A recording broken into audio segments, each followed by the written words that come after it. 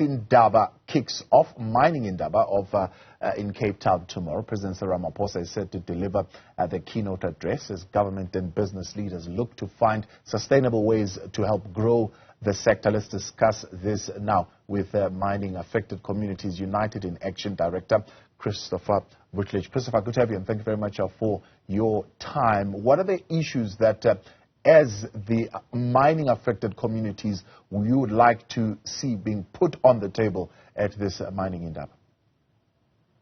Yeah, thank you very much. So I think firstly, it's important to say that for many, many years now, we've been trying to reach out to government, to business, to say to them that what they are currently doing is there's only a conversation happening between government, business, and labor. The fate of communities and the livelihoods of communities are being completely left off the table. So we've engaged government on multiple occasions. We've engaged the Minerals Council on multiple occasions. And we've engaged Parliament on multiple occasions about the need to listen to and understand the issues that communities face. Because the government is heading along, full steam along, hand in hand with business, trying to bring more investment into the country. But what they are not dealing with is that all this investment is leaving behind destruction and mayhem, poverty and degradation. And the more proof we put on the table for government, the less they seem to listen to us. So, for example, the minister has been very clear that he'll be attending the Mining Indaba in Cape Town, and he will be hobnobbing with, the doyens of business and the captains of industry, and they'll be having cocktails and whiskies and putting security in their homes, while communities are going to be left behind in poverty. So we've invited the minister to come to speak to us. We've invited Parliament to come and listen to us. We've invited the DMRE to come and listen to us, and they've just definitely refused. So what's happening in Cape Town? It's really, it harks back to those days of colonialism when a few white men sat around the table and distributed Africa. This is very much similar kind of thing. And we're saying to them, if you don't listen to the people, then you are headed for disaster. This thing cannot hold. So the Mining Indaba comes at a time when government is saying that they're listening to the people, but in reality, they're not listening to the people. Why is it, though, Christopher, that we're always running around in circles? 2013, it was the same question, lack of consultation. 2012, same question, lack of consultation. It just keeps going in circle where the people, seemingly, their voices are not being heard. Is it just the fact that the voice of the investors is louder? No, it's definitely louder because money speaks. And while we understand that, we're not saying that investors are unimportant. We're not saying that creating in conducive environments for business to work is unimportant. We understand all of these things. But what we've also said to government is that business is lying to the country. Business is lying to the people. Because in their glossy reports at the Mining Indaba, they'll be talking about all the good things they've done for South Africa, all the money they've invested, all the benefits that have accrued to communities, and so on. But the fact is that nothing is accrued. That we've done the survey, and less than 30% of what they say is going to communities actually going to communities. So what that comes down to is that marginalized people in this country, which includes the poor, the working classes, rural communities, and those who are not close to the tables of power, those people are generally excluded. There's lip service that are paid. So it's not just in the mining industry. This is a standard operating procedure in government. They say they act in the interest of communities. They say they act in the interest of the poor and the vulnerable and the marginalized. But all that happens over the last 30 years is that only the politicians and the business people benefit. The rest of us, we seem to end up with poverty, degradation, a lack of access to resources, and a lack of a voice.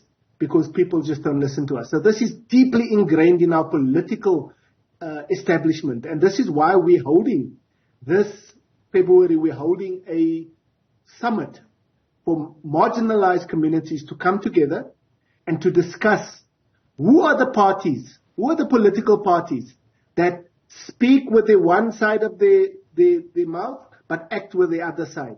So who are the parties who are saying that they're acting in our interest but are acting against our interest as communities? Right. And so we're going to be holding those parties to account, and we're going to be actively campaigning against those parties who do not listen to the people, who pay lip service to democracy. What are the sustainable people's alternatives that you want to put as part of the conversations? Because, for example, we've got challenges around illegal mining in the country, and there's that whole debate around artisanal mining. Of course, we've got a lot of killings of people in communities who are raising objections, for example, around the climatic impact that mining operations would have on communities. You've got women who are saying we are also being left out of the conversation. What are the alternatives that you want to put on the table? Well, this is why we're saying we want to deepen our democracy. You know, we're coming to elections now this year in 2024. And the fact of the matter is that our democracy has just not delivered. It has not worked. We've seen that with the Jacob Zuma years, how our politicians are so, their belly is full, but the people are hungry. They are so enamored with themselves. They listen to themselves. We've tried to engage with the politicians multiple times. We've written letters. We've protested. We've done everything we can. I've even phoned the Parliamentary Portfolio Committee chairperson to say, you promised that you will listen to us. Here's an opportunity to listen to us. And yet he's not going to come. Why? Because the money is in Cape Town. That's where they get their bellies full. That's where things are happening. So they don't listen to the people. And, in terms of what we're suggesting is that we need to recapture, we need to reclaim our democracy. Because what the ANC and the ruling government party have done is to degrade our democracy. What they call democracy is an absolute joke. Less than 30% of the people voted for them, but they act as if they are the majority party. That is disgusting in my terms. It is disgusting that a society can be led by crooks and thieves and people who don't want to listen to communities, who don't want to listen to their constituencies, and yet they get all the benefits. They have protectors, they have generators to give them electricity, they've got cars to drive them around, and yet the driving and the cars and the airplanes are supposed to be so that you can listen to the people. But that's not in their interest. They'll rather listen to business because that's where their bread is buttered. And so our democracy is an absolute sham. It's not even a semblance of what it should be, because people think that democracy is going to vote every 4 or 5 years. That is not democracy, because people are dying. People are being excluded. People are living in poverty. It's only when they participate in the everyday decisions that affect them that we can really start to talk about democracy. But across the country, we put out this notice on the MAC Summit. People are coming to us in their thousands. Right. They are unhappy with what is happening in this country. But the politicians don't listen. They don't want to listen because it's not in the interest to listen. You see, because we don't have. Are you going to make them listen? I mean, in the past, we see continual reports, for example, of these summits or Mining Indabas being interrupted. Are we going to be seeing some angry protesters once again disrupting and interrupting the speeches of ministers? Well, look, we'll be protesting in Pretoria because we don't have money to go to Cape Town. Our constituencies are rural constituencies. We don't have money, so we'll be protesting in Cape Town on the 8th of Feb. In Pretoria at the Department of Mineral Resources. People are welcome to come and join us. At 8 o'clock in the morning, we'll be there and we'll be protesting and we'll be trying to make our voice heard. But what we are doing is we're building a national movement. Across the country, we have branches who are springing up, people who are interested in engaging in claiming their rights. And there is a massive movement of mining-affected communities emerging. And I can tell you now that there is not only a sense of optimism that we can reclaim our voices, but there's also a deep, deep anger. We saw this in July with the riots 2 years ago or 3 years ago, people are deeply angry and they don't have outlets for this anger. They don't have ways to express their anger to these politicians who release reports which says, nobody can be blamed. What nonsense is that?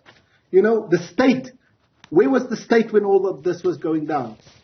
You know, so there is a deep sense of anger, and what these politicians are building is they're building the seeds of a revolution. They're building the seeds of protest, of unrest, of social discohesion. You know, things will fall apart because our politicians are only interested in their bellies and in making sure that they are the ones who are benefiting. And that is not a recipe for success. That, my friend, is a recipe for revolution, a recipe for disaster, if you ask me.